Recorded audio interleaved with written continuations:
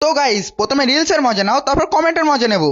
বাড়িতে যদি সবজি না থাকে এই রেসিপিটা অবশ্যই ট্রাই করতে পারো। কোনো রকম ঝুটঝামেলা ছাড়া দারুণ একটা রেসিপি। যাই হোক, আজকে আমি বানাতে চলেছি নিমকির ঝোল। নিমকির ঝোল খেতে কিন্তু দারুণ সুস্বাদু যদি এই রেসিপিটা ফলো করো। প্রথমে তেলের মধ্যে পেঁয়াজ, রসুন, লঙ্কা দেবো, তারপরে এর মধ্যে টমেটো কুচি দিতে হবে। এরপরে নিমকিটা কষানোর পর এর মধ্যে জল দিয়ে দেবো, আর ফুটিয়ে তৈরি হয়ে গেছে আমাদের নিমকির ঝোল। এটা চাইলে তোমরা শুধু খেতে পারো, আবার ভাত দিয়েও খেতে পারো। ভাত দিয়ে খেতে কিন্তু দারুণ লাগবে। तो चलिए शुरू करते हैं। এই বটির আঘাতে ডাইনোসরের মৃত্যু হয়েছিল।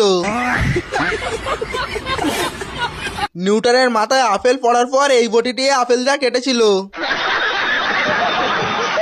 এই বটিতে সবজি কেটে মহাত্মা গান্ধী সবাইকে পার্টি দিত। 1941 সালে হিটলারের বাড়িতে ব্যবহার করা হতো এই বটি। এই বটি দিয়ে প্রথম পানিপথের যুদ্ধে বাবর চানাচুরের চাটনি করানোর জন্য পেঁয়াজ কাটতো। এই বটি দিয়ে সিরাজউদ্দৌলা